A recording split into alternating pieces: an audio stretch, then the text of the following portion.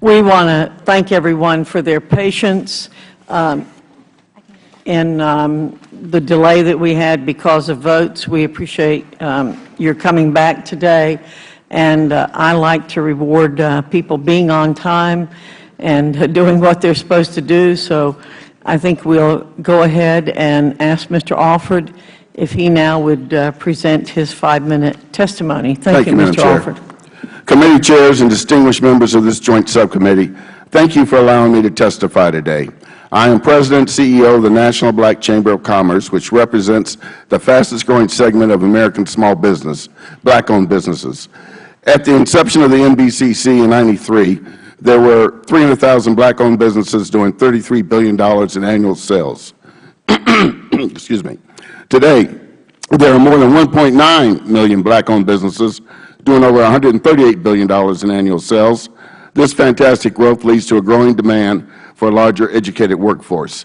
By a study by Stanford University shows unemployment among all teenagers at 24.2%. Among Black teenagers, regardless of gender, the rate is 41.6%, but among Black teenage males, the rate is a very dangerous 45.5%. Nearly half of that population is unemployed. The percentage of these young people who will be enrolling at the University of Southern California, Ohio State, etc., will be very small indeed. The best alternative is proprietary schools. The above is made all the more crucial when we look at the educational axis. The Bureau of Labor Statistics data shows that Americans with less than a high school diploma have an unemployment rate of 14.7%. Those with a high school diploma, 9.5%. Those with an associate degree or certificate, 8%, and those with a bachelor's degree, 4.5%. We can reach but one conclusion. It should be the primary goal of the Federal Government to provide as many young minority Americans as broad a range of educational opportunities as possible. Why is the Department of Education targeting for-profit schools with a vengeance that will harm a certain segment of our population? The gainful employment rule is a job killer. Incredibly, proprietary schools serve 52% of these high-risk students, while nonprofit schools serve only 9%, and public schools serve a paltry 6%. Furthermore, 49% of the students enrolled at for-profit institutions are low income, as opposed to just 18% at public schools. Also, 50% of the students attending for-profit colleges are minority students, compared to just 34% at public schools. So the problem at hand is that minority students are already at a great disadvantage, and now the Department of Education has made it worse by shutting down a major path to education and jobs. The Department of Education has drifted over into a lane reserved for the Congress of the United States, making laws. That the Department has created this rule is harmful enough. The process was definitely flawed, if not corrupted. We want to draw your attention to questions that beg your intervention. We know the secret meetings took place between Department officials and Wall Street short sellers that were placing heavy bets against the share prices of for-profit schools. What was going on? We know that the Department assembled a covert group of allies, including former employers of Department staff, short sellers, and competitors of the for-profit industry, and that they traded secret information against the code of the rulemaking process. The question is, what was going on? We also know that Department officials elicited negative information about for-profit colleges from the secret cabal, and the information was provided even when it was deceptively collected. What was going on? We know that the Department relied heavily on the now discredited GAO report, but never withdrew this report from their process of consideration.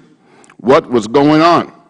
We know that the Department assembled a biased rulemaking committee composed of a 16-to-1 ratio, meaning that there was no opportunity for the industry and the minority students they represent to have a fair voice in the proceedings. What was going on? We know that the Department was intent on punishing proprietary colleges from the very beginning, even while America's higher education challenges confront every type of institution. So what is the Joint Subcommittee going to do to address student debt, academic performance, and occupational preparation in every college in our nation? In conclusion, the gainful employment rule is now the law of the land and will have grave consequences on hundreds of thousands of minority students. We want to remind everyone that to qualify for public assistance programs, proprietary schools must meet exactly the same academic standards set by the same accreditation agencies as Harvard or Penn State. The fact is that the opponents of proprietary schools are really trying to mask the same concerns that all colleges share, such as student debt, academic performance, and occupational preparation. The Black employers that I represent hope you will work together to find solutions to these vexing challenges, rather than make a scapegoat out of for-profit schools. The biased and corrupt process which produced this rule should be reversed through the Congressional Review Act or some other means. Thank you, and I look forward to your questions and discussions. I yield 8 seconds. You get the star, the gold star, for not going over your time today, Mr. Alford. Thank you very much. Yes, ma'am. For your comments. And again, we appreciate your patience in waiting for us, and we're very happy that Mr. Kucinich has joined us.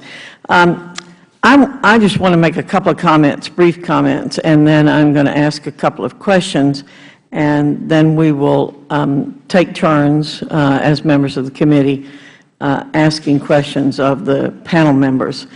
I first want to read a statement that was in the letter from Congressman Towns, who asked us to have this hearing because I think it fits well into a comment that I would like to make based on Mr. Carnevale's comments.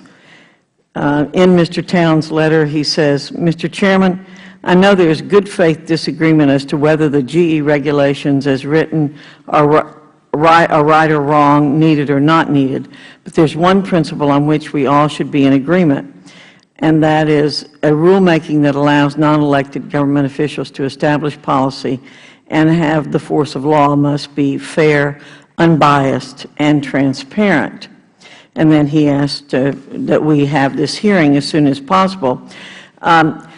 Carnevale, I was very interested. I'm a person who's had some experience in higher education, and I was very interested in your comments about the need to focus on programs and not degrees. I have long agreed with that. I very much agree, I think even more so, that we should focus on skills and not necessarily on degrees. I don't agree with you that regulations make markets work better necessarily, but I do think that having information is very important, which is a big point that you made. And it seems to me that if that is true for one sector of higher education, it's true for all sectors of higher education, that we need students to have accurate information about the return on their spending or their investment. I don't think government makes investments, but people make investments. They make investments in money and in time.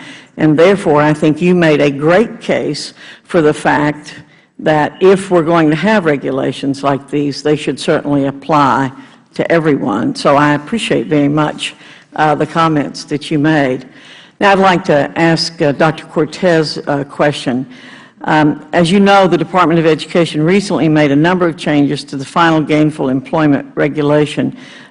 Do these modifications allay your fears that the regulations are going to negatively impact students attending proprietary colleges?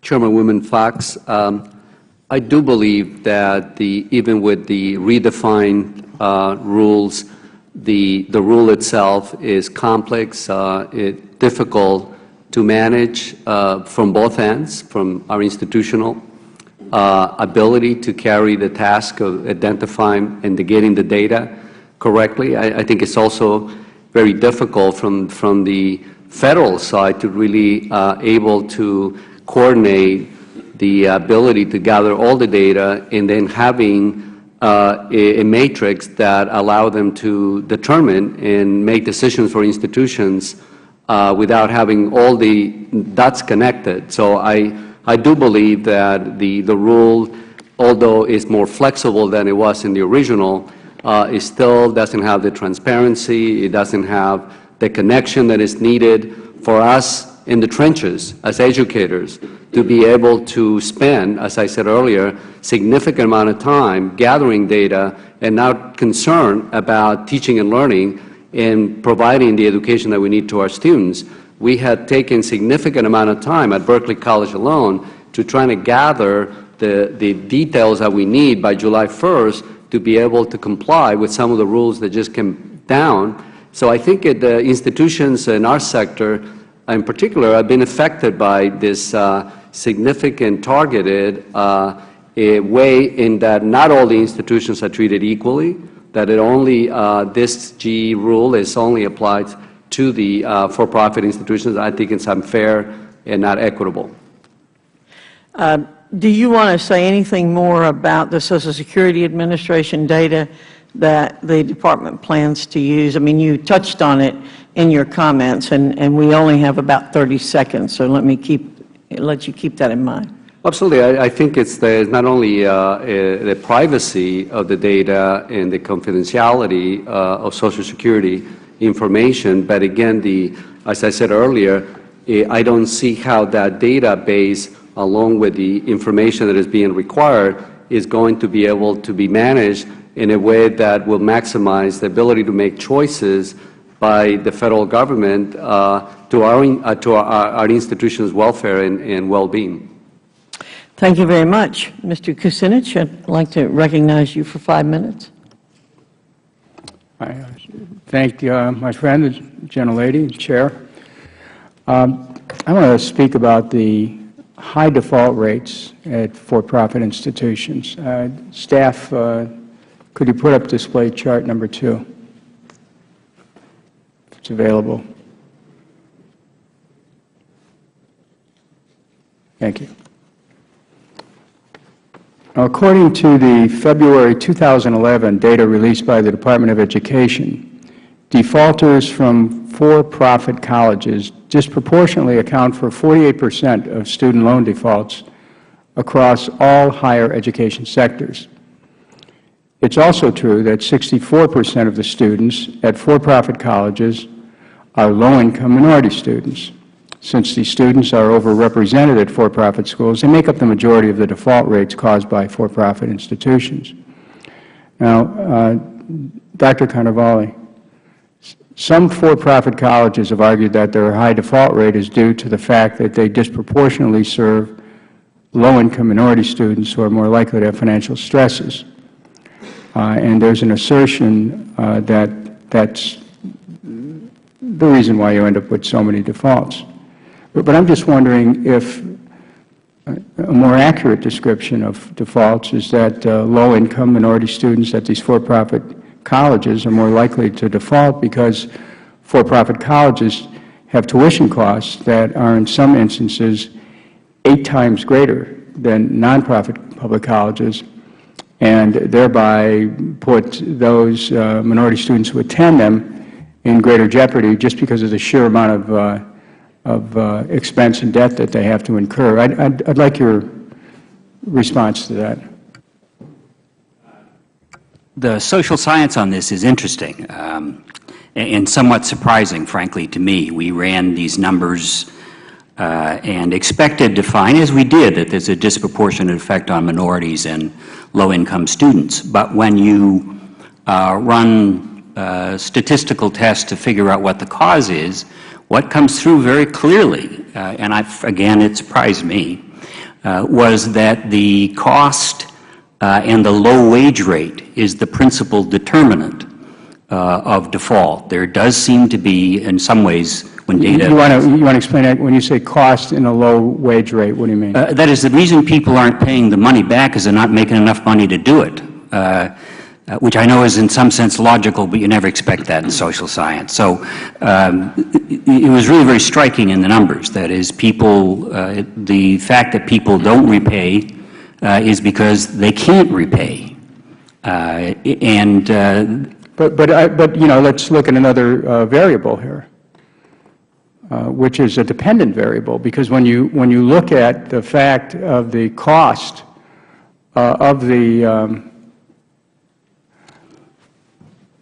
that nonprofit colleges have for an education, there's multiples of that cost as opposed to other colleges. I mean, wouldn't you agree with that? Oh, sure. But one of the things that— You may not be making enough money, but the mountain you have to climb of debt is much larger if you are going to a for-profit college. And the size of the debt does appear to have a direct relationship on repayment. That is, people are intimidated by the debt, I guess is the way to say it. But let's not miss the connection. The size of the debt comes from the amount of money that people are charged for their education. This is part of this whole discussion that really is sort of a couple horizons away. We're talking about, in the end, in the short haul, whether the programs are worth it, but then there is a question that we haven't really addressed yet, is should the programs be least cost?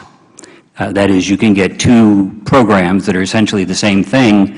One in a community college will end up costing you $8,000 or $9,000, and a for-profit college cost you multiples of that. Should the government be concerned about the cost differential? That really hasn't come up much in this debate. Well, it's come up now. Yes.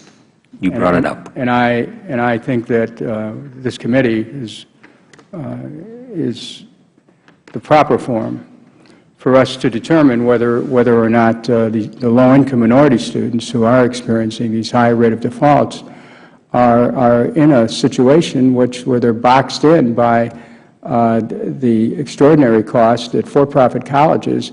Because, you know, when you're coming from an inner-city background, that's where I came from, I can tell you that going to college is like a dream, and people will do anything to do it, including, Madam Chair, taking on extraordinary expenses and getting over their heads and sometimes putting themselves in a position where they're in debt for the next 10 years or 15 years of their lives. But to the default rate, how do we deal with that? I want to thank the Chair for her indulgence and giving me some extra time here. Thanks. Thank you, Mr. Kucinich. Mr. Petri. Thank you very much, Madam Chairman, and thank all the panelists for the effort that you made to be here today and to prepare your testimony. I had a couple of questions of Ms. Carpenter. First, I wondered if I could give you an opportunity, if you had any reaction to the points made by your fellow panelists. I'd be interested in hearing them. Thank you very much, Congressman Petri. I do have some impressions as a layperson, a parent, a graduate. Clearly, I'm thrilled that there is more public discourse on the topic of educational reform as a whole.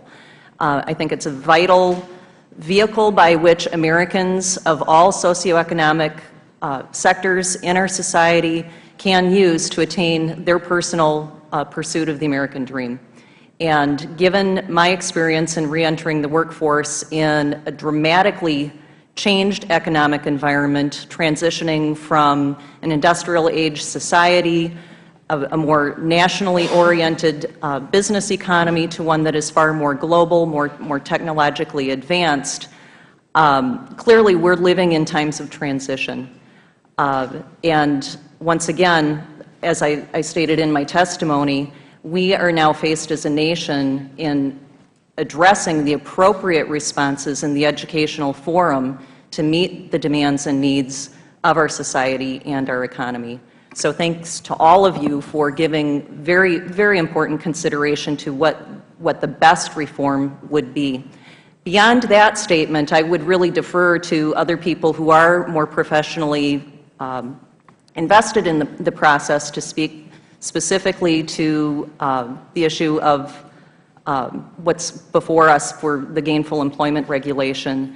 I'm not as well informed as others on the panel who's given testimony, but clearly they have important input for the panel. When we met, and you participated in a little different panel in Madison, Wisconsin, you indicated that partly because of your training at Herzog, but mainly because of your work with an international company where you are dealing with hiring and evaluating possible employees or current employees all over the world in different high-tech areas. Your company was working in computer programming and the like. You said people it was sort of a cry from the heart, if I remember, that people better start waking up as to what's really going on and not be too self-indulgent and assume that we will just continue because in the future as it has been in the past. I wonder if you could expand on that. And you and other employers who operate not just in the United States but in other countries have a perspective we ought to be learning more about, because you're dealing with young people who are looking for jobs doing essentially the same thing, but whether they're from India or China or Africa or Europe. And what's your perspective on how well we're doing, or whether that assessment is accurate, that we're a little self-indulgent here? There are certain skill sets that are in severe shortage within the tech sector in which I work. And so, yes, we do work with people in multiple countries in providing the research and development work that's necessary for my company, Quest Software, which is a publicly traded company on the NASDAQ based in Orange County, California. For them to be able to hire enough qualified employees, we do employ people from all over the globe. I personally work on a research and development group that writes enterprise-level software. I have coworkers who reside in Russia, China, New Zealand, that I meet with weekly, sometimes daily, depending on where we're at in the development cycle. Many of these individuals are working for an American corporation, speaking in a second language. English is our predominant language of business, layered on top of the very technical skills they've acquired. It's critical that Americans wake up to realize that in order to be successful in business, you will most likely be doing business with people as coworkers from all over the globe. Therefore, our skill set in language skills, cultural sensitivity skills, as well as the technical background is really critical for success. And how do we attain those things? But through our educational institutions in providing the curriculum and programs that are adept to train our workforce and still lead the nation in our economic and workforce development. Thank you. Thank you, Mr. Petri. Mr. Cummings? Thank you very much. I want to thank our witnesses for being here today. Your testimony has been extremely helpful. The thing that Ms. Carpenter, as I listen to you, first of all, we're very proud of you and what you've accomplished. You're not the person who we are most concerned about, because you've done well. It's the ones that don't make it. There's a scripture in the Bible, Jeremiah 15:9, that says, her sun rose while it was still day, and meaning that her sun set while it was still day, meaning that there are people who have opportunities and they still have life, but something happens in their life that causes their dreams to die. Those are the people that we're concerned about. The sun set while it's still day. And on that note, Mr. Carnival, can you know, when I look at, it says both the Senate Health Committee and the Education Trust have reported that for-profit colleges often have tuition rates much higher than those of local colleges. These for-profit tuitions can be as much as 5 times that of local community or 4-year public colleges. If a student chose to attend Berkeley, Dr. Cortez, a for-profit institution, to obtain a 2-year associate's degree, it would cost her about $41,400 in tuition and fees. However, if that same student chose to go to the City University of New York Community College in Manhattan, it would cost her $6,496 over the 2-year period for the same degree. I want to go to you, Dr. Cortez, and then I want to come back to you, Dr. Carnival. Dr. Cortez, what justifies Berkeley's tuition costing nearly $35,000 more than a public community college? Thank you, Congressman Cummings, for the question. Absolutely. I think the value of Berkeley education consists of small classes, faculty who are practitioners in the field, students who have the ability to get a required internship as part of the requirements for graduation, the ability to be placed in the job, faculty, as I said earlier, that are faculty doctorally trained, the ability to have small groups of students working together in order to engage in their graduation. But more important, I think, is the ability for institutions like ours in the private sector. It's about capacity. It's really to look at what President Obama have indicated that. And what do you do for retention? What do you do? You use any of the money that you make for retention? Absolutely. We invest over $37 million back in institutional aid to assist students through scholarships and grants to subsidize the additional money that they don't have besides what they get from Pell or TAP in New York or TAG in New Jersey. So we do invest significantly not only in our own income going back to the students, because we know they need it. Mm-hmm. The average salary. But is that what most of these schools do?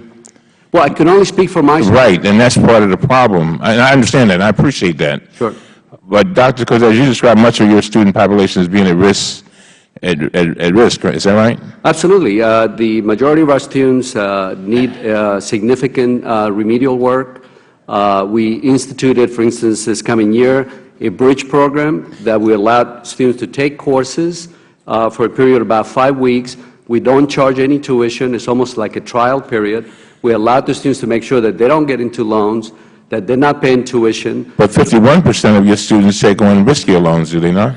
I'm sorry? 51% of your students take on riskier loans. Is that not correct? I don't know if they're riskier. They take loans, but the difference between what they cannot afford between federal and state aid and the $37 million that we give, that's what the students need to get. Dr. Cortez, you understand what I'm saying, don't you? Sure, I do. You understand that we are concerned about people whose dreams are taken away, and then they leave school with two bags, one with nothing in it, and the other one with debt marked all over it.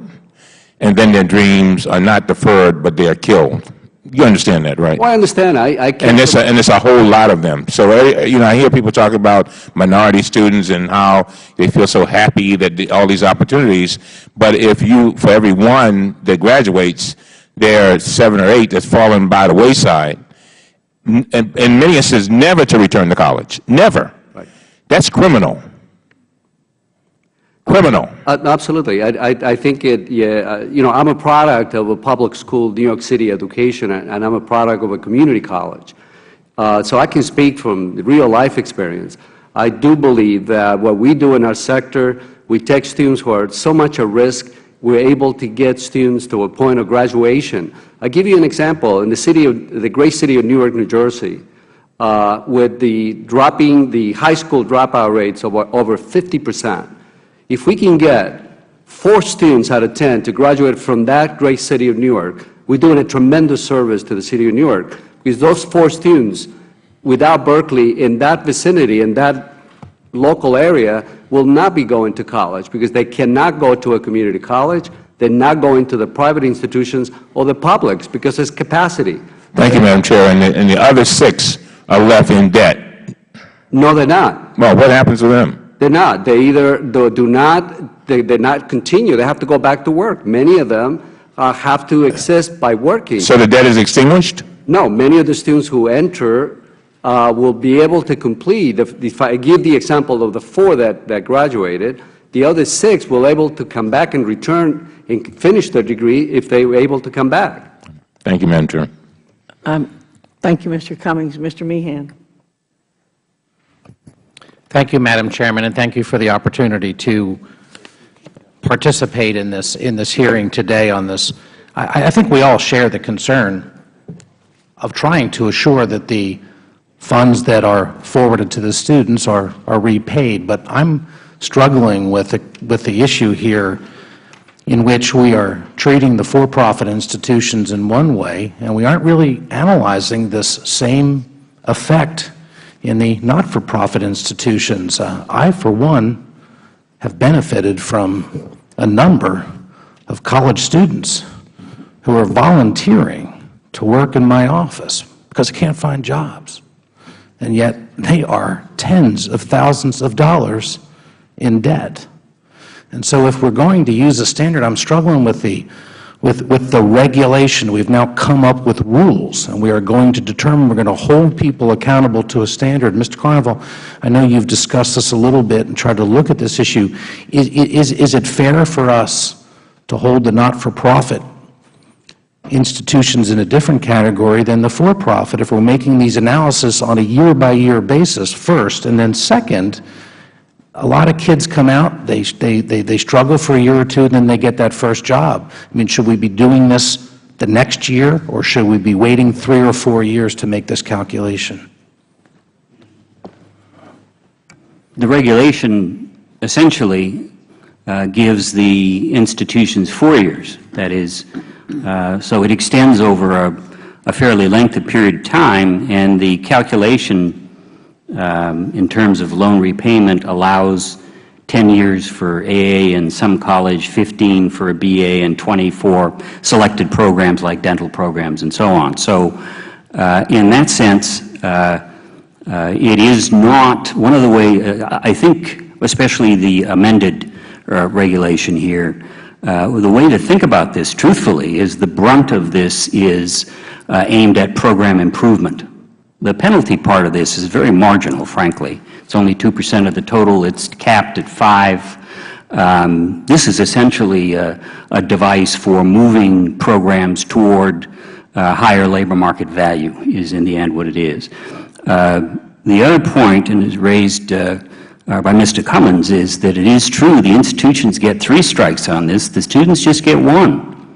That is, if you end up with huge debt, first of all, whether you default or not, you're not likely to return to school, and they don't. We know that. And that relates directly to the size of the loan and the wages that the program leveraged that allows them to pay it back. So it matters which program it was. And then the other difficulty for the students is you only get one bite at the apple, because debt doesn't, you can't go back and get more debt to go to school.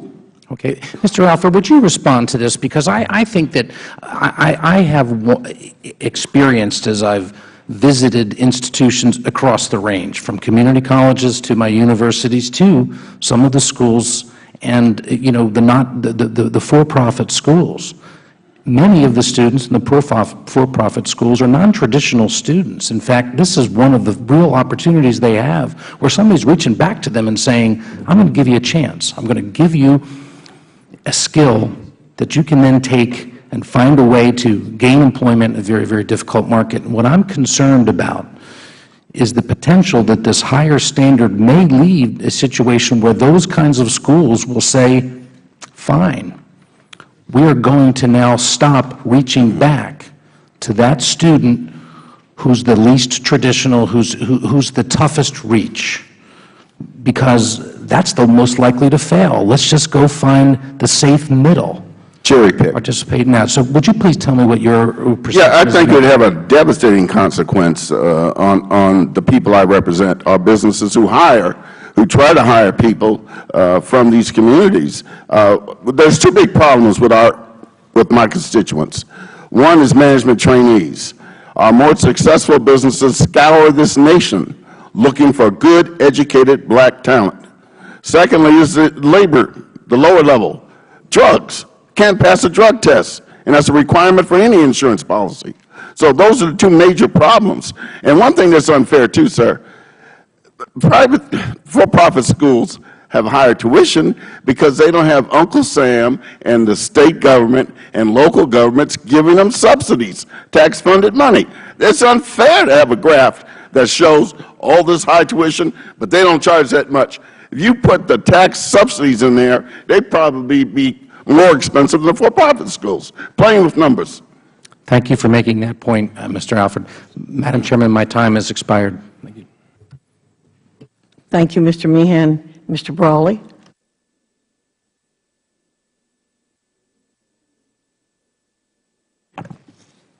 I would like to make it clear at the outset that the entire focus of every conversation we should be having about higher education is whether students are achieving progress toward a degree at a reasonable rate, and whether the Federal dollars being invested in any of these institutions meets the expectations of taxpayers who are providing that assistance, whether that's a for-profit college, a nonprofit college, a private college, or a public institution. My nephew has attended a for-profit college, got a degree, and is working in a job that he loves. And the question is not whether there have been substantial successes at for-profit colleges, because, Ms. Carpenter, your very presence here shows that there have been. The question in this environment that all of us work in is whether or not for-profit colleges are providing the type of results for the investment we're making in them. So let's talk for a moment about that. My good friend, Senator Tom Harkin, has been doing a lot of analysis of this issue in his Senate Help Committee. And as a part of the exhaustive study that his committee has done, there are some troubling findings.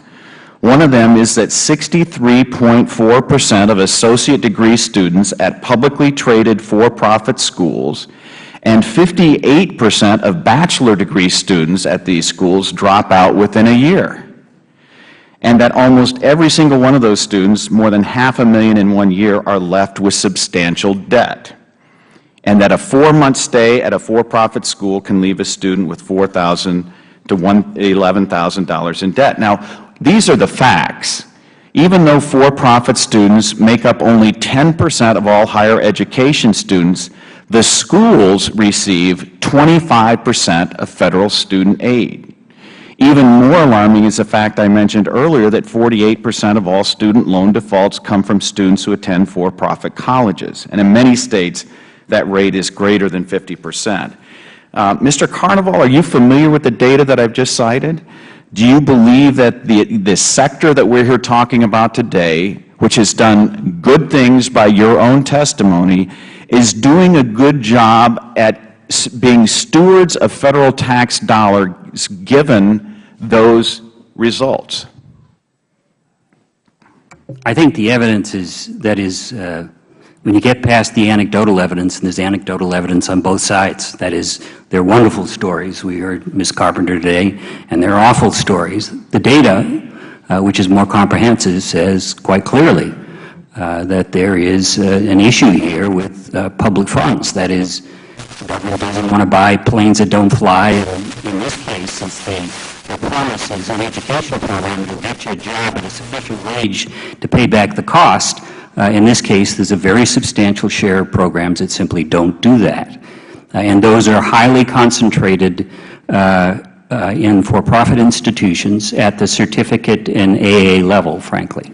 Well, and one of the other disturbing things that came out of those findings in the Harkin Committee's investigation was that there were schools who were getting a large number of online students, which is great in terms of dealing with changing demands of students pursuing higher education, but they had 1,700 recruiters working for those schools and 1 placement officer. Do you find that troubling? I know from relationships with particular for-profit institutions that naturally where they see growth in demand, i.e., when the military benefits went up in the past few years, there was a huge increase in recruiters for military personnel to move to for-profit colleges. In the end, my bias about that is if in the end they get a good education, a good job, I don't care. That's right. But there is an issue here that they don't. And I must say, another thing that no one speaks to here today but should be spoken to, as I went through the college on the GI Bill, and so did my 2 brothers. They're not included in this regulation. And one of the dangers in this is because it is a private market-oriented institution, it will take its profits where it can. That's the way it's supposed to work. So if we shut down, using the current regulation, a lot of the expansion in these programs that don't pay among the regular population, there's a risk here that there'll be a shift to the military. And personally, I have a problem with that. Thank you. Ms. Carpenter, you mentioned you worked at Trek Bicycle Company in Waterloo, Wisconsin, and I'm from Waterloo, Iowa. You also mentioned the Decorah connection with Luther College. One of the things that's concerning to me is that the very school you attended, and obviously got a great education, you're doing great things, and I commend you for that, but Herzing had a dropout rate of 53% for associate degree students and 48% of bachelor's degrees within the first year. Were you aware of that phenomena while you were a student on campus, and what would be your explanation for why those dropout rates were so high? On my campus in Madison, Wisconsin, and within my degree program, I find those numbers not to sync up with my personal experience. Very few students, if any, dropped out of my associate's degree program. As a matter of fact, I only had... These were Herzing's own figures provided to the Senate Help Committee, so I'm just asking you whether that was something that you were aware of when you, obviously it was not. No, not within my degree program and for the group of students that I graduated with. That was not my experience. And one of the other disturbing things about Herzing's website is there's a link on it to tuition, and instead of talking about the actual cost of attending Herzing, it says, unfortunately, a simple comparison of tuition price won't give you enough information to compare the true cost of attending school. Is it at all bothersome to you that your alma mater would not be willing to give students who are considering enrolling there an opportunity to make comparisons of the various costs of attending Herzing as opposed to some other school? I don't believe that Herzing withheld that information. They certainly would encourage you to come in and speak with an admissions counselor so that they could clearly identify the value for the tuition that you do pay. I was absolutely well aware as a consumer what the cost would be. One of the reasons that Herzing was a true value to me is that within my testimony I had mentioned I attained an associate's degree within a year and a half time as opposed to the traditional 2 years, based on block programming, based on the availability of coursework. So I think that Herzing is doing a very intelligent job of allowing themselves the opportunity on a one-on-one basis to sit down with prospective students and explain how their program is differentiated, how they are differently situated and valued, and giving potential students, prospective students, all of the facts to know what will my education at Herzing cost in comparison to other options, other institutions for the same types of pursuits, same types of degree programs. And the onus is on the individual consumer shopping for their own education. And I think it's an advantage, as I mentioned, that Herzing gives the opportunity to encourage their students to come in and talk about that one-on-one and not rely on face value information in a website that doesn't tell the whole story. Ms. Carpenter, thank you very much. Mr. Braley, you get the prize for going over the farthest. Ms. Biggert. Thank you, Madam Chairman, and I thank the witnesses for being here and your patience while we had those pesky votes, which seemed to have taken an awfully long time. Thank you. My question, I'll start with Dr. Cortez. I went to, gone out to visit several of the schools and gotten some information, but when this first came up, we were talking about why doesn't disclosure work? Why, if you want to know how a program works in a school, for example, one of the schools I went to, and I don't have the numbers exactly, but they were all over 90%, and this was their School of Nursing, and 92% of all those enrolled graduated. 96% of them passed the certification test, and 99 to 100% of those that had passed the certification found jobs. Now, this seems to me that this is this then gives a student or a consumer choice on where they want to go, and looking at the programs rather than looking at the debt to income, determining whether there's value to students. Is this something that you would see that would work, or are there other things besides this? The way that the gainful employment has been, I guess, described, and is there something else that you think would work? Thank you, Madam Bigger. I do agree. I think it's all about, to a certain extent, consumer protection that we're looking at.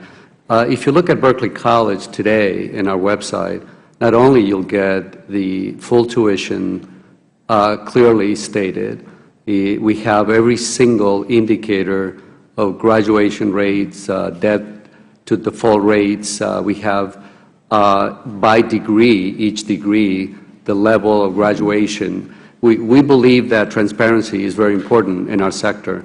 We make clear that we have a code of conduct that talks about not only academic excellence and student success, but then we put that information right very clearly that everybody can look and they can compare costs. For instance, in the state of New Jersey, for example, with the lowest, we have the lowest tuition increases of any of the institutions in the state of New Jersey.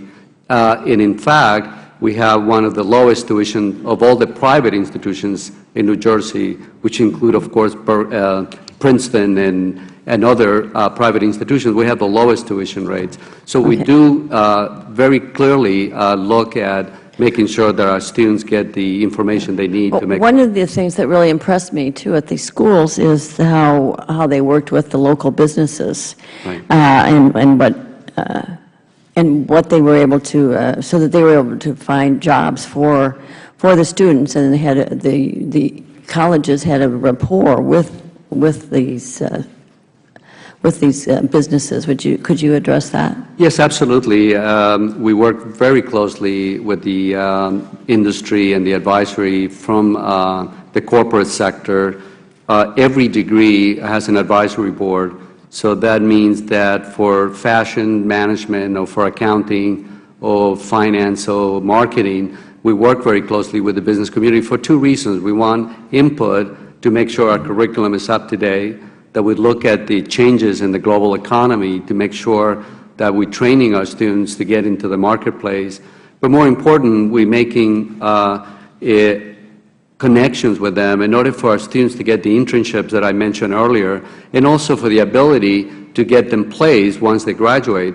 As an example, someone mentioned that there were only one career placement in some institution. We have over 20 career placements professionals making sure that our students from the beginning, from their freshman experience, all the way up to the senior year, they get the level of advice and counsel. Thank you. And I'd like to just ask, before my time, Mr. Alford, would you comment on this?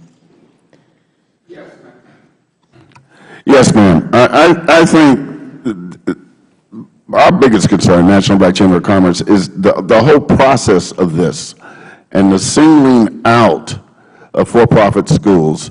In a nutshell, what we want is fair and a transparent process. And as I learned in the military, Leadership 101 is fair and impartial treatment for all. And I think some are getting less evaluation, an unequal evaluation, if I may use that term, than others. And it's quite clear. Community colleges have a lesser graduation rate than for-profit schools, but you don't hear talk about that. I heard talk about the Senate hearing that quoted the false GAO report, even after it was divulged that it was false. So I think there's some, it's not the process I think that makes this country great. I hope I answered you. I agree with you. I yield back. Thank you very much. Mr. Miller?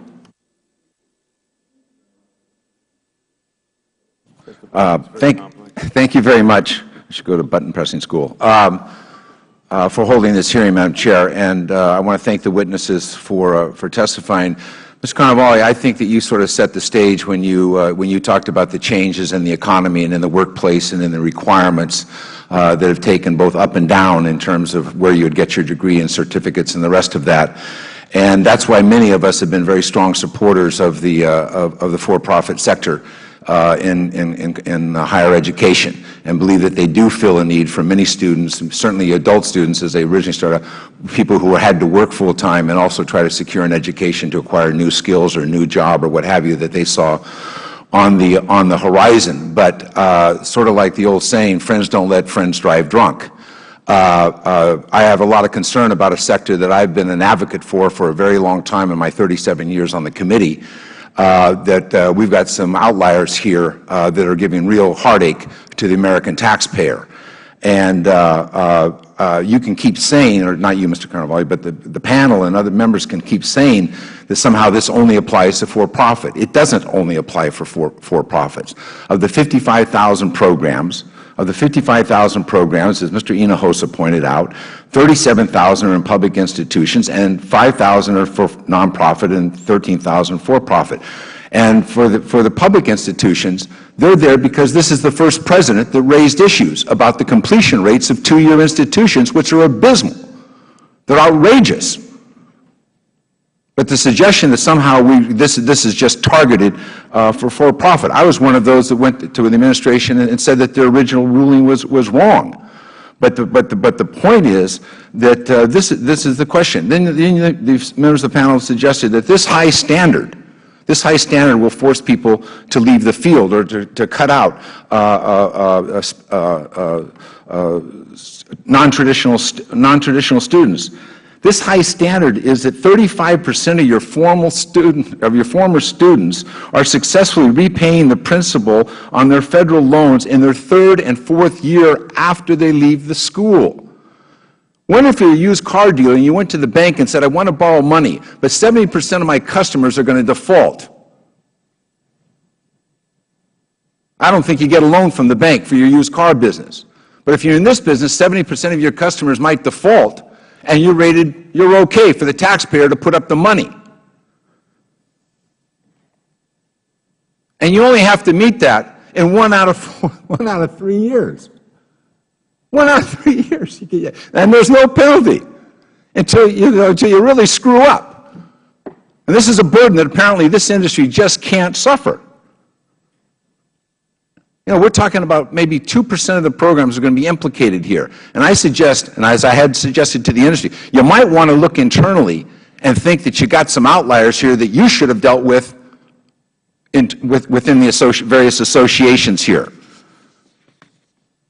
This is not whether we support for-profit schools or we don't, because all of us have had experiences in our own community, in our families, of their successes.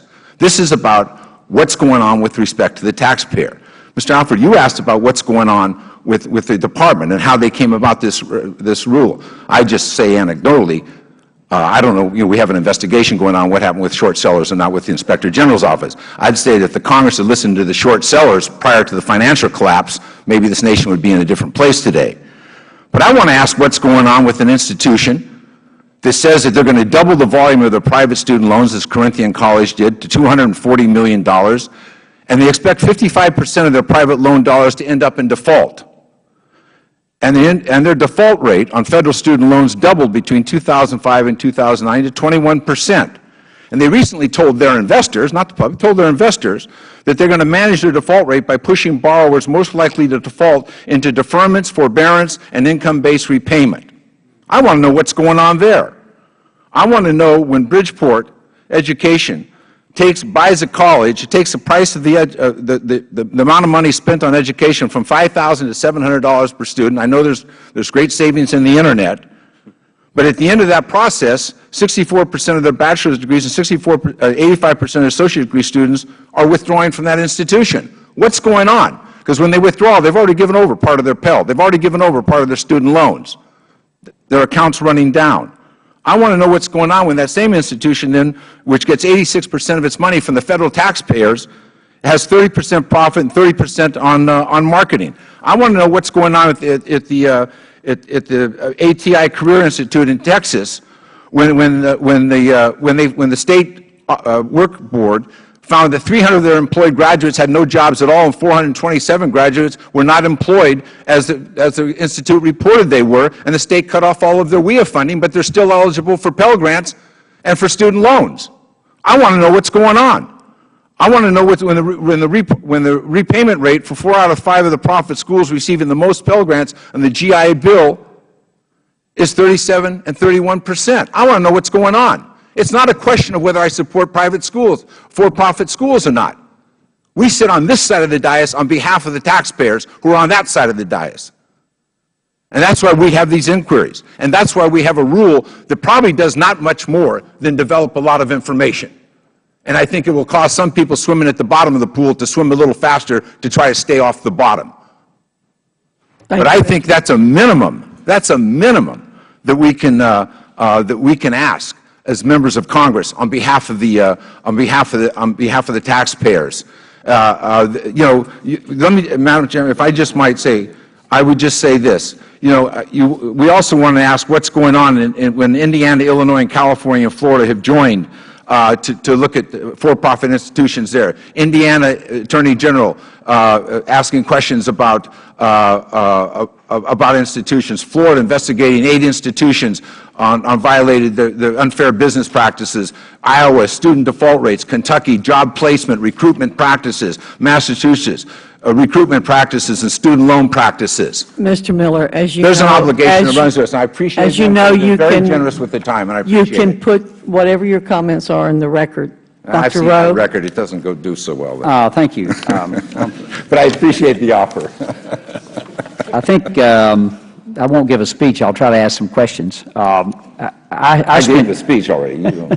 I spent 24 years in school, not including kindergarten, so I basically overdosed on school, and all in the public school system, not in the private, not in the for-profit. And Dr. Carnevale makes a great point, is the whole purpose is to get an education and hopefully find gainful employment once you leave that institution that will pay.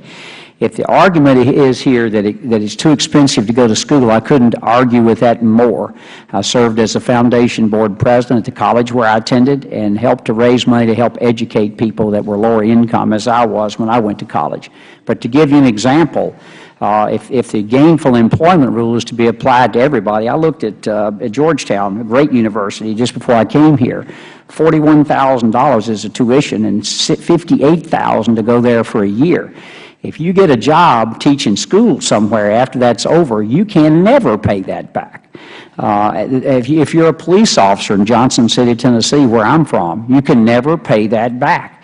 I had a medical student's dad call me the other day and said, Dr. Rowe, he said, my son has $212,000 in student loans, and he's starting his residency, and he'll make about $30,000 a year. Just the interest on his student loan is $1,200 a month, just the interest. He didn't have anything left to eat after that. So it's not just for-profit universities, it's everybody. School is too expensive, and I couldn't agree with Dr. Carnevale. He makes great points. You should go to school to get a job to pay for something. The other thing I think that's a little misleading, having been a foundation board president, is that when you compare the for-profits, the bricks and mortar are not calculated in those tuition fees. All those multi-million-dollar buildings, as Mr. Alfred pointed out, that's not amortized into that cost. So it is in the private tuition that is amortized in the cost. Could you point that out? You made a great point a minute ago, is that you're not really comparing apples to apples. Agree with that? Absolutely, sir. Yeah, I think that's... I envision Ohio State, my alma mater, University of Wisconsin, just humongous, all paid for by taxpayers. And Ms. Carpenter made a point of if some students, and many of them are not traditional students, in a much smaller classroom setting. Your average freshman class at Ohio State or University of Tennessee in freshman English is 200 to 500 students, sometimes watching a video screen. I have a problem with that. And it is true when you get into a smaller classroom setting, it is going to cost more money to do that. And I think, Ms. Carpenter, you made a tremendous point. Information is key. So you can go in and make an informed consumer choice. That's what I did when I went to school. I knew my choice was, I didn't have the bus money out of town, so I knew where I was going to go to school. But it was an informed choice. And I think that's what you did. You made a very informed choice about what your needs were. Obviously, you were not an 18-year-old as I was, 17 when you started college. You had a little more of an idea about what you needed to do. I didn't. And graduation rates, Mr. Miller makes a tremendous point on that, is that if you look in our own state of Tennessee where you get a Hope Scholarship to go to college, to junior college, to community college, or to a four-year school, 50% of our students in 2 years don't qualify after that. They lose their Hope Scholarship because they're not succeeding academically. And I think if we're going to do this gainful employment rule, everybody should have to do the gainful employment rule. I don't have any private. If you're going to set standards, and there's no question there probably are some bad actors out there that are not living up and doing what they need to do. But everybody ought to have the same standards in this country. Mr. Alford made that, and thank you for your service to our country, by the way. Everybody ought to have to apply with the same rules. If you're going to do that, then private schools should, public schools should, and for-profit schools should. Dr. Cortez, would you comment on that? Yeah, I do agree with you, Congressman. As you know, not all for-profit institutions are alike. Do you know, for example, that there are only 94 regionally accredited for-profit institutions in this country in Puerto Rico? That's an example of the differences. Berkeley College is a brick and mortar. We own our buildings. We pay taxes, local, federal, and state. We invest back into our community, into our technology. When you look at our sector, we led the sector in technology, in distance learning. Not all our students, most people assume that for-profits are all online colleges. They're not. Colleges like ours are 80 years changing lives in the state of New York and New Jersey. And there are many family-owned businesses that are for-profit that put a significant amount of money in the economic development of the region. In your folders, you have a report that we put together.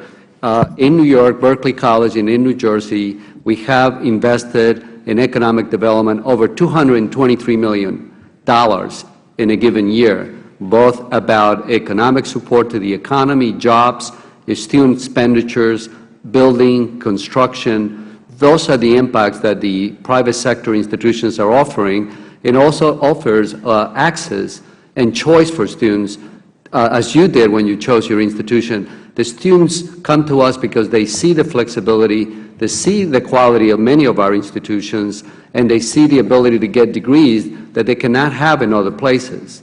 In the state of New Jersey, for example, we're the only two institutions that often offer fashion merchandise degrees, and we're one of them. So if they can't go to the public institution because they're full, then they come to us, and we do a very good job. Madam Chairman, I want to thank the panel for sticking around for our votes. I really appreciate you all doing that, indulging us in that, and thank you. You've been a great panel. I yield back. Thank you, Dr. Rowe. And Mr. Davis? Thank you very much, Madam Chairman, and I also want to thank the witnesses for being here. It seems to me that we are holding a hearing in search of a problem that is not being addressed. And I say that only because the rules that have been promulgated, that have been issued, seem to be fair, seem to be balanced, provides opportunity for correction. And I was one of those individuals who urged the Department, as they were having discussions and looking at making new rules, to try and make sure that they took into consideration the needs of all the institutions, because I represent a large number of for-profit institutions of higher learning. I also represent a large number of public institutions of higher learning. So I want everybody to be treated fairly. As a matter of fact, the philosopher Camus is supposed to have said one time that I love my country, but I also love justice. And so I love every opportunity that we can find for access to higher education for our citizens. But I also love transparency. I love factual information. I love serious analysis. I love good counseling and information that will help lead individuals to the kind of choices that will not only improve the quality of their lives, but will give them the resources to pay back whatever it is that they owe. Dr. Cortez, let me ask you, as you know, the continuing resolution that the House leadership offered sought to cut Pell Grants for over 1 million students by approximately $845 per student. Some Republicans have recently described Pell Grants disparagingly as a welfare handout and highlighted it as in need of substantial funding cut.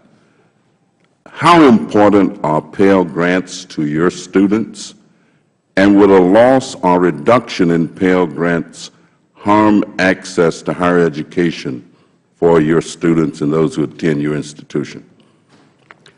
Thank you for the question, Congressman Davis. Absolutely. I think the loss of any funds for the students that we serve is going to impact their ability to access and to persist in college graduation. I'll give you an example. Many of our students sometimes in the middle of the year come to us for additional funding that we could provide as institutional aid in order to pay their books, in order to get transportation to their school, in order for them to pay their rent in their homes. We're talking about students, which I mentioned earlier, an average family income of somewhere around $25,000. So it would be harmful to your Very harmful, extremely harmful. Thank you. Let me move on because my time is about to expire. Mr. Alford, let me ask you, and I've had a great time working with you and the National Black Chamber of Commerce, have a great deal of affinity for the work that you do and for your organization, and I thank you for it. Thank you, sir. I was struck by your testimony, though, at one point where you suggest that for-profit schools are the ones that truly are serving low-income and minority students. And so I asked, what about the HBCUs? What about the HSIs? What about the PBIs? What about these minority-serving institutions that are public or not-for-profit and do a great job? Yeah, and I support them, and they are at capacity. University of Wisconsin, when I graduated in 1970, its enrollment was 3% black. Today, 2011, its enrollment is 3% black. The University of California system, each semester they have fewer and fewer blacks matriculating at those schools. So HBCUs, yes, sir, but they're a small percentage of the potential we have to educate our people. I mean, the largest HBCU is Howard University's 11,000. You get from Southern at 10,000, Texas Southern at 10,000, and then you're down to 4 digits in any of those schools. They couldn't house 40 million, a population of 40 million people whose children need a higher education. I would certainly agree with that and indicate that they still have capacity, though, that is unmet. But let me thank you for your answer, and thank you for participating, and I yield back, Madam Chairman. Thank you, sir, as always. Thank you, Mr. Davis. And now I'd like to recognize Mr. Towns. Thank you very much, Madam Chair. Let me also thank you for holding this hearing. I really appreciate you moving forward with it. And I want to thank the witnesses for being here and to say that I know that it's been a long day and it's been a tough day for many of us in terms of conflicts. But the point is that I'm happy that you're here. And let me just say that as I listen to some of my colleagues, you know, I'm sort of wondering, are they thinking about the economic situation that we face across the board? The top universities in this country have people that are now unemployed, and because of the fact there's just no jobs. And I think that sometimes, you know, when we look at things that, you know, we sort of forget about that. When you look at the top universities, people coming out, no jobs, and then we look at the situation that we discussed in terms of gainful employment, and then we sort of ignore the fact that there's going to be some problems there when it comes to jobs as well. Let me start by saying I support a fair, balanced process. I really do. And of course, I support a fair, balanced process, and I support a good government, and I support educational choice. But I do not support poor quality institutions. I do not support predatory practices. And I do not support a regulatory process that is not transparent. I believe that the Department's rules leave many bad actors still capable of harming students. I also believe that the Department's rules may adversely impact many quality programs and in turn hinder educational choice for minorities. First, in the family college attendees and economic disadvantaged students. But I also think there's some other areas that we need to look into. You know, when you look at some of these athletic programs, and it's known that there was one university that went for 10 years and did not graduate one basketball player. I mean, nobody wants to talk about those kind of things. I mean, let's look at the real issues of education if we are serious, you know, across the board, rather than just sort of looking at one thing and picking on it and staying with it.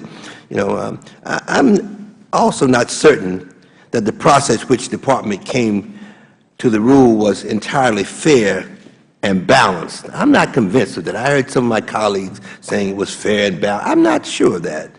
There are a number of aspects that are currently undergoing review by the IG of the Department, and until we have the final report, how can we say?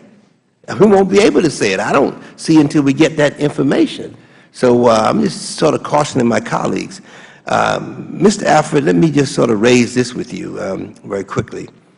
I share your concerns regarding the disproportionate impact that this regulation will have on minority students, as well as your concern regarding the process by which the regulation was crafted. I agree with many of my colleagues here today that there are numerous good things being done by career colleges, though I also agree that there are a few bad actors in the mix. Some are citing examples of, of questionable recruitment practices, and I've heard all of that, and low retention rates. However, we need to look at that also with the economic situation. If you're in school and then you have an economic crisis, in the family, what are you going to do? You're going to drop out.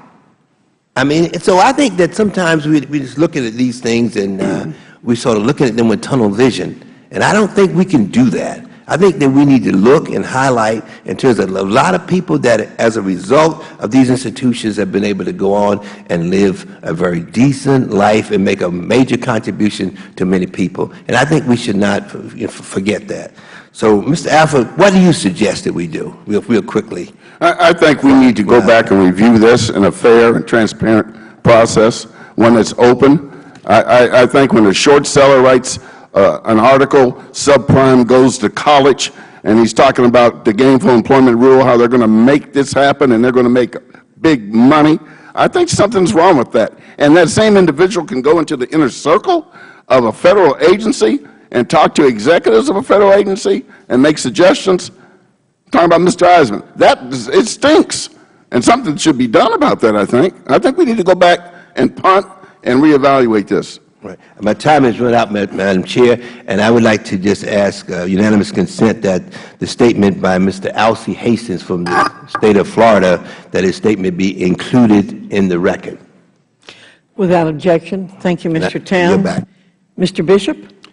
Thank you, Madam Chair. I appreciate you holding the hearing, and I apologize for arriving so late. Another committee I was on had a markup. But this is an issue that I am very interested in. Let me start. Ms. Carpenter, I read your testimony. I found it very moving, and I congratulate you and Herzig University on doing such a good job. There was one particular statement that you made that I just want to highlight. You say, my associate's degree from Herzig University has proven to be of high value to me and my employer. My employment history with Quest Software is but one example that proves that fact. I know you know this, but I think it's important to say for the record that if such a statement could be made even in much more modest form by your fellow graduates, Herzig University or any other university that graduates students who can say that has absolutely nothing to fear from this regulation. Nothing. So congratulations. I'm glad your experience went well. And what this regulation is designed to deal with, as Mr. Miller said, are the outliers, not those who are doing the work of providing access to a higher education and to help people get the American dream. And I'm glad you're on your path to the American dream. I want to pick up on where Mr. Miller's questioning was. This regulation, in my view, and I was one who urged the Department to withdraw the first pass at this. I felt that it was an unfair regulation, and I frankly applaud the Department for going back and having several iterations of this. And I won't engage you, Mr. Alford, on whether or not the process was transparent, but I think reviewing 90,000 comments, I think that's something that is not to be taken lightly. But here's the environment in which we're in. This regulation says that if 35% of an institution's former students in years 3 and 4 of their repayment status make at least one payment, that is an institution that is satisfying the gainful employment regulation. I find it impossible to believe that someone can consider that regulation to be an onerous or arbitrary or unfair regulation. And let me put it in the context that we are in. Here's the context that we're in. The budget resolution that passed the House of Representatives, if it were to ever take on the force of law, let us hope it does not, would cut the Pell Grant maximum to $3,000, from $5,550 to $3,000. If we don't act, we will have no Perkins Loan Program come 2014. H.R. 1, which frankly, thankfully will never take on the force of law, eliminated SCOG. So here's the Republican vision of Title IV student financial aid programs. No Perkins, no SCOG, a $3,000 Pell Grant maximum, and work-study at its current level. That's the Republican vision. That's what they voted for. Now, I ask you, in that context, how long do you think the Federal Government will be willing to guarantee $90 billion a year of student loans if in years 3 and 4 we consider it onerous, impossible to achieve, of a 65% default rate in years 3 and 4? I would suggest to you that the underpinning of the finances of the for-profit sector and, frankly, every other sector, which is the Guaranteed Student Loan Program, we're not going to be able to count on that Guaranteed Student Loan Program if we're looking at that level of default. And yet that is, in fact, what this regulation contemplates. So I would urge anyone who's taking the position that this is somehow excessive to assess it in that context, because I think all of us have the same goal here, which is to see to it that students of modest means get a chance to go to college.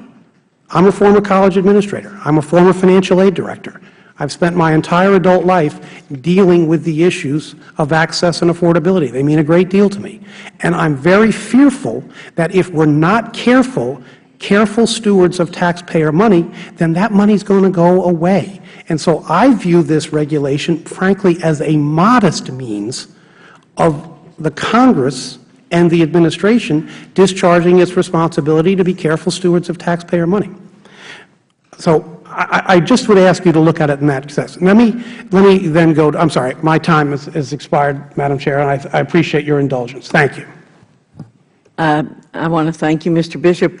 I will point out to you a note that Congressman Rowe has just handed to me that points out that in 2006, the amount spent on Pell Grants was $12.4 billion, and the amount scheduled to be spent on Pell Grants for 2012 is $49 billion. Would the gentlelady yield? Let me go on to the next. I'm just putting out a fact there for you. I was going to put that fact in context. Okay. Let me, if I could, let me recognize Congresswoman Speer. I'd like to finish this up no later than 2 o'clock, if at all possible. Madam Chair, thank you very much. And I want to thank all of the witnesses who are here. Again, we all apologize for the frantic pace that we operate under, it doesn't make a lot of sense from time to time. I think this is a very important hearing. But I've got to tell you at the outset, I think what the Department of Education has recommended is embarrassingly small. I would challenge any of my colleagues to go back to their districts and say to their constituents that we are funding many for-profit colleges at 90%. Now, mind you, if we're funding you at 90%, you are government schools. The University of California is a public institution, and the funding from the state is less than 20%. But you are for-profit schools, and 90% of your money, in some cases, is coming from the federal government. And I might also point out that in one of the colleges that was highlighted, Bridgepoint Education, 29% of their spending in 2010 was for marketing, and 30% was for profit. So only 40% of the money at that institution was spent on students. I would challenge any of us to go back to our districts and say, this is good government. This committee is about dealing with waste. And I would suggest to you, as Mr. Bishop did earlier, that if you can't make this, I mean, this is embarrassingly low as a standard. And if you can't make these standards, then you shouldn't be in business because, frankly, you are government-operated institutions. You are funded by the government. And if you can't make these very modest standards, then you shouldn't be in business. Now, here's where my concern is. This reminds me of the financial meltdown. This reminds me of subprime loans. This reminds me of the same institutions that targeted low-income people for subprime loans to get into loans they shouldn't get into, and then they went belly up and the country went belly up. One of the institutions has said that it is looking at student profiles for recruitment. Welfare moms with kids, pregnant women, recently divorced, low self-esteem, vocational rehabilitation, experienced a recent death, physically and mentally abused, drug rehab, fired or laid off. That is the target population that some of these institutions, these for-profit institutions, are seeking candidates from. Now, my concern is, since these actual standards don't apply to the military, to veterans, guess what's going to happen? We're going to have some outliers, I'm not suggesting that you are, but some outliers going out and targeting our veterans. And we've already had cases. Frontline recently did an evaluation and actually said to a Marine sergeant who was enrolled at the Art Institute, told the recruiter they suffered from PTSD and was ensured that the college had special tutoring programs for veterans, and he later flunked out of his photography degree program for being unable to finish the work and receiving no help from the college. Or former Marine Wade Cutler and Guardsman Brad Seliga, also in the Frontline report, who were hired by Ashford University specifically to recruit fellow veterans, both of whom quit in disgust with the way veterans were being suckered out of their GI Bill benefits. Now, my question to Mr. Carnevale, do you think that we are going to see a engagement now by these for-profits to focus on veterans because they're not going to be subject to these modest standards that are being suggested by the Department of Education? Well, I don't want to make this a character assault on people who run these institutions, but I used to run for-profit operations, and I can tell you I would. That is, I would go after the populations where the money was and the regulation wasn't. In the end, I have no problem with that. My problem would be, what's the outcome? And unless we start judging these things by the outcome, it's good that for-profits chase after abused women. If they serve them, that's fine. And that's what I think this regulation does. It demands that we use outcome standards to judge the use of public funds efficiently. And if we don't start looking at efficiency in post-secondary education, there's going to be no more equity because we can't afford it. I might also, thank you, Mr. Conevalli. I might also point out that the University of Phoenix received over $84 million in post-GI Bill benefits, and it increased its recruiters to the military from 91 in 2003 to over 452. So I'm putting word out to all the for-profits. I'm going to watch what happens to the profiles of veterans in your programs, because we need to protect them. And we are not going to have them waste their great GI Bill benefits on institutions that don't deliver. I yield back. Thank you, Ms. Spear, and you, of course, can put anything in the record that you would like. Ms. Waters. Thank you very much, Madam Chair. I'm very appreciative for you allowing me to take part in this hearing today. I have a long history dealing with private post-secondary private schools. I come from the California State Legislature, where I created a whole body of law relative to private post-secondaries and private schools based on my experiences in South Los Angeles. I ran job training programs there, and I watched the recruitment methods. I watched the kind of messaging that was done by many of these private post-secondary institutions and private colleges, where they raised the hopes and dreams of a lot of poor people who certainly did not realize any careers or real jobs from the Pell Grant money that they allowed to be spent in these institutions, and it was disheartening. And that's why I've spent so many years on this.